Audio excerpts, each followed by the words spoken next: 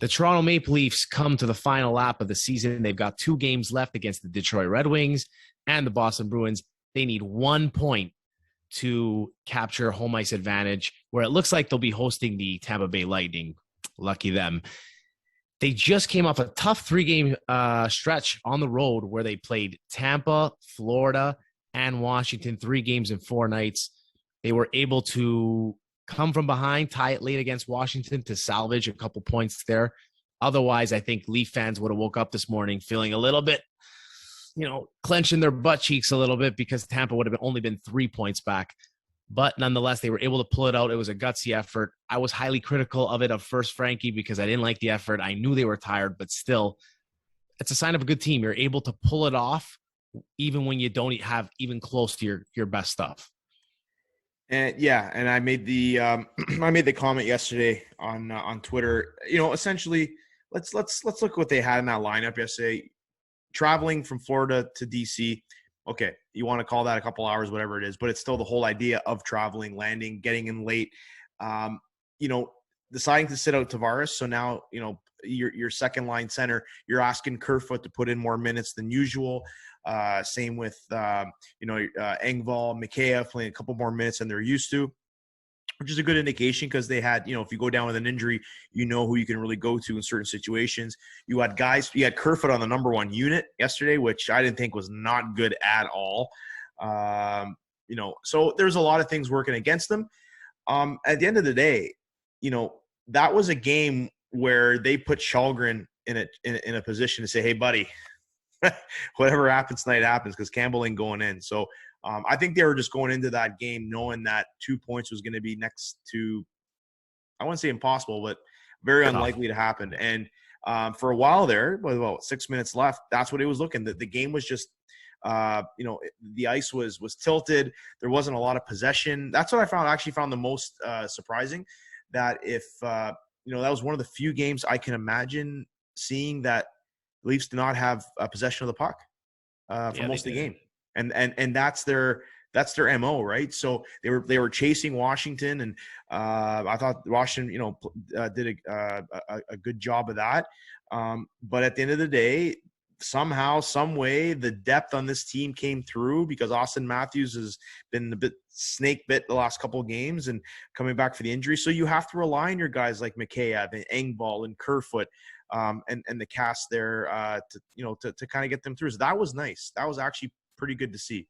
So hey, burn the tape and move on. You got a job to do this week. So it's been tough because they want to capture home ice. They want to put that in the books, but then at the same time they're trying to rest guys, which I think Matthews sitting last week was more overly cautious than anything. Yep. Get him some rest, and then they were resting Tavares as well. I don't have a problem with resting guys. I think it's a good idea. It's fine. But more than not having home ice, but blowing home ice when you're up 8 points on the Lightning and then having to go and play them, I think would just do a number on their mental what's the word I'm looking for? Their mental toughness. Yeah, I guess going into that series, it would be awful, and Leaf fans would be so pissed. It would be very Leafy to give up an 8-point lead this late in the series. Is that more media driven though? Like seriously, is it really like they're the best team record? I don't know. Is it the best record in the league away? I really don't think they would mind starting, on the road. I think we're just making it a bigger thing than it is. It's like I think it's a big thing because this team has not won a road game 7 since 1993 when Nick Borshevsky scored in overtime. I know they haven't won many game 7s at all in 17 years, but I think having home ice advantage, I know it didn't work out for them last year or the year before that against Columbus. I think if you have the option, you want that home ice advantage for game 7. So I think it matters big time. And I'm glad to see that they're most likely going to get it. Now they just need a point against Detroit. Let's move on here. So talking about trying to, get rest, not get injured, which is sad to say that they've run into a couple of injuries here of late. Michael Bunting had to miss the Washington game. Frankie, without Michael Bunting, word is he's going to be back for game one, but let's say he's not. Who do you put up on that line? Because the Leafs have obviously experimented with putting Nylander up on that line, but I don't like what it does to the rest of the lineup. Makes it awfully thin down there. What would you do if you were Keefe and you're forced to make that decision? Maybe you call up the Marlies, give Nick Robertson, who's been lighting up the AHL, a shot up there. Yeah, I was thinking about that, but to have him in that first on that first line, it's just you're asking too much, right? I think you got to try to fill in the intangibles that Bunting leaves. I think where Bunting a guy really, that can retrieve the puck, exactly. I want to yeah. say be careful because I want to say a little bit of what Hyman does because Bunting, he does his job. They are two different players, but I think Bunting gets it across where he's got some skill to him. If you see Bunting with the puck, he's got some skill. I think the obvious choice. I said Nylander originally, but I think I only said that because I wanted to see Matthews get his 60 goals. Not a big deal anymore, but I think you owe it to him. That's why I kind of stack up the first line going into the regular season. But you're going to need that depth in the playoffs, so I wouldn't put Nylander there. Even though I do think Keefe would still do it during the parts of the game where you might see Nylander in the offensive zone play up with Matthews and Marner here and there, so he'll get his shifts up there. So I think whoever goes in there, it's just a placeholder. I think it'll be a revolving door. But to start, you're probably going to have to default to Kerfoot. I think Kerfoot is a guy who is your Swiss Army knife right now. To a lesser extent, probably Blackwell. Because just, again, same type of player Bunting is, maybe not as skilled. But, again, he's never played up there yet, right? I think Kerfoot has a little bit of time with Matthews and Marner. Again, just some things we don't know. What's Kasha's health? Apparently, he might be ready to go for game one. That would be nice. You know what I mean? So I have my lineups set if Bunting and Kasha are ready to go. But just to answer your question, I'd love to see Mikheyev there, but I just don't think he's a fit. I don't think he can keep up offensively, not skating wise. Has the head to play with Matthews and Marner, and I think he's better suited just staying with Engvall and Kampf on a third line. So yeah, I'm gonna go with Kerfoot. I like that choice too. Yeah, he's a guy that could play up and down your lineup, and he's just be a placeholder, and that's what he'd be there. But he's able to get in on the forecheck and retrieve some pucks, get it to the other two guys. I think that's a logical choice. Let's talk about the fourth line quickly. They've been experimenting a ton with players on the fourth line. And I kind of battle with this of who they should put in it. Maybe it depends on who they play.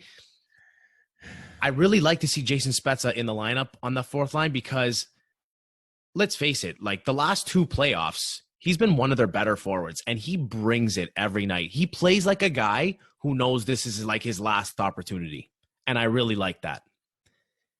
I also like what Simmons has brought the last couple of weeks. I feel like his game has really jumped up, come off the page a little bit, and in the playoffs, you need that edge, that intimidation. When he's in the lineup, you can't really screw around as much. He'll take on guys that are 50 pounds heavier, a la Pat Maroon, and win the fight. The problem, though, is that them two don't exactly work that great together. Exactly. What would your fourth line look like, especially if it looks like they're going to play Tampa Bay in the first round? Okay, well, there's really two answers to this question. The obvious answer is if everyone is healthy. Okay, if everyone is healthy and ready to go, I have Blackwell because I think he's done a really decent job. I agree. Yeah, he's in there. So I'll have Blackwell as the centerman.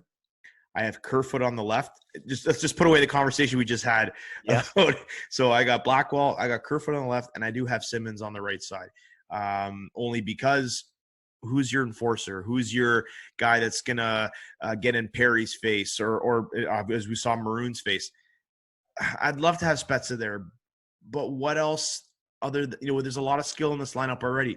We have the veteran presence of Simmons and Giordano in there.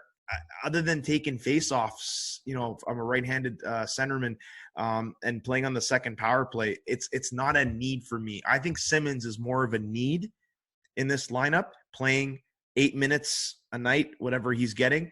At least that when Simmons is called upon to do his job, that's going to be more of a needed skill or a needed talent than Spezza right now. Spezza was your quote unquote veteran presence last year. They didn't have as much of it. I just think it's overstated this year, and they have that on the back end with Giordano. So yeah, that's my fourth line.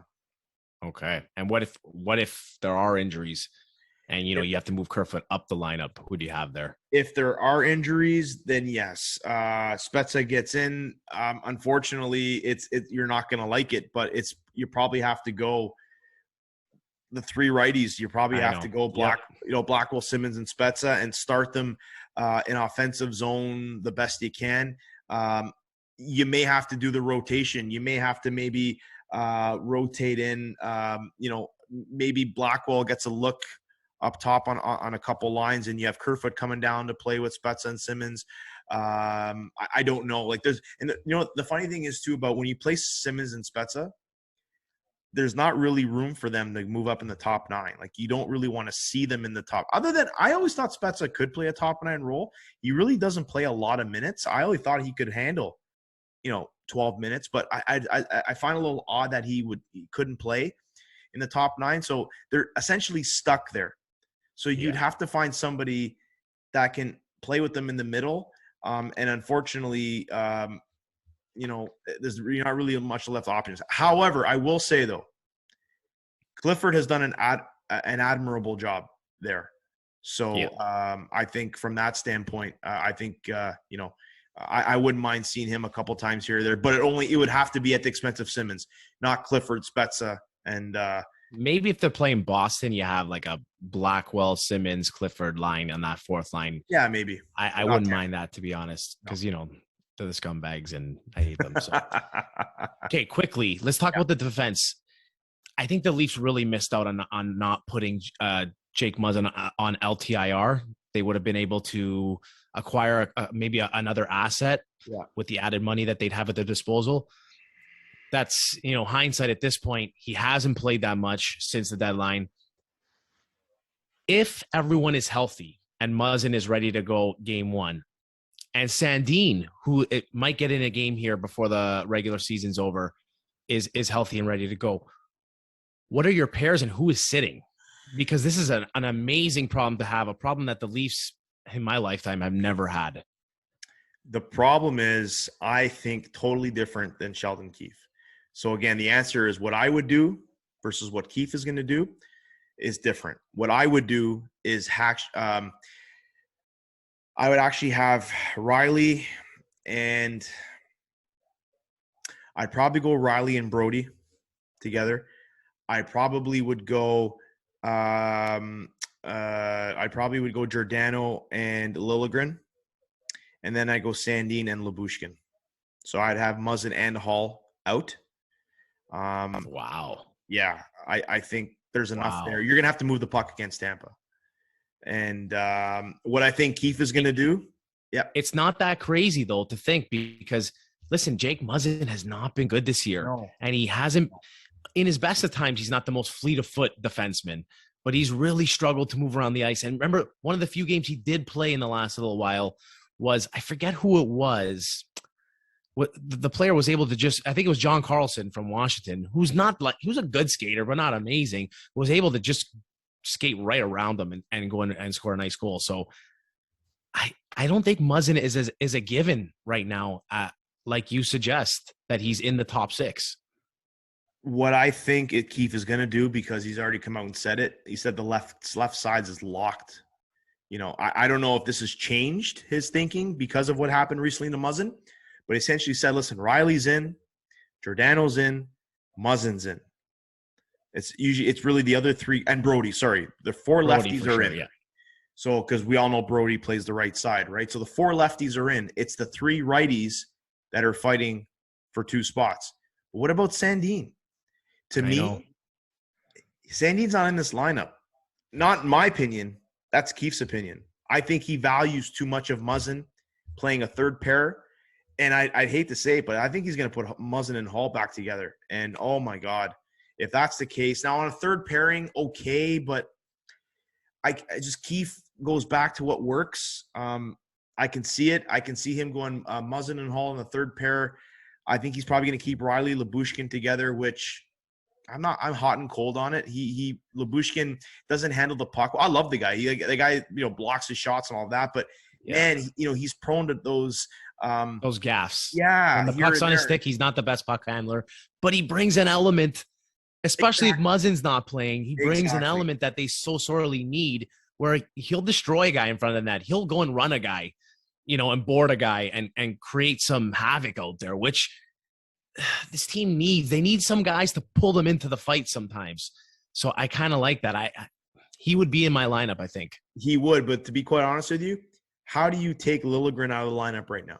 You don't play with, right? I know. So I love the Giordano Liljegren pairing. If I think what Keefe is going to do, and if everybody's healthy, I think he goes Riley Brody, I think he goes Giordano Liljegren, and I think he goes Muzzin Hall, which leaves Sandin and Lyubushkin out as your 7-8. That's my guess. Well, regardless of what they do go with, if you're gonna make a run, you're gonna have to use all 8 guys, and maybe even the 9th guy, whoever that may be. So let's hope it gets to that point, because they never had to do that in the past.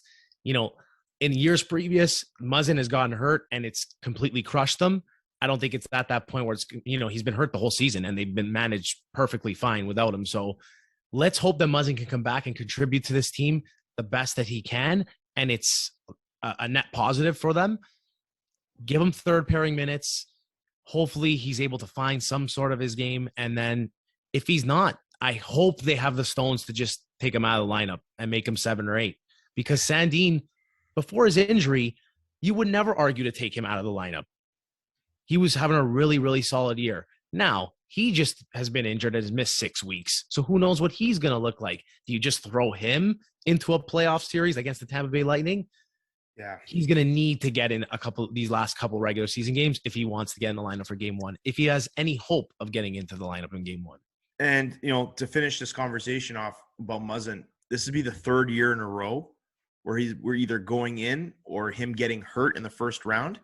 The first year hurt them so much. He was playing so well the 2 years ago when he was knocked out against Columbus. Last year he got hurt again. I think it was the concussion. If I'm not mistaken. Last year it was a pulled groin. Sorry, the groin. Yep, the groin. Sorry, hurt them. He wasn't great, but he was a necessary piece because he didn't have Giordano type of defenseman. This year he just hasn't found it at all. So I don't know the element that you're really going to miss there. I don't know, he's not just going to find it in the playoffs. This history's not on your side. He's declining, right? So, but I just find it interesting that it'd be the 3rd year that you're getting an unhealthy Muzzin going into the playoffs. So could he be a candidate for Robidas Island next year? Ooh, one-way ticket, one way. Love Jake, but I hope this is just a one-off for him. But it seems like the injuries are really starting to pile up. So, all right, last week of the Leaf season. This has been the longest regular season ever, literally and figuratively. Let's just get over with. Yeah, right. Let's get it over with. Nobody else get hurt, please. And let's start off game 1 at Scotiabank Arena. Leafs and the defending Stanley Cup champs. We'll see how it goes.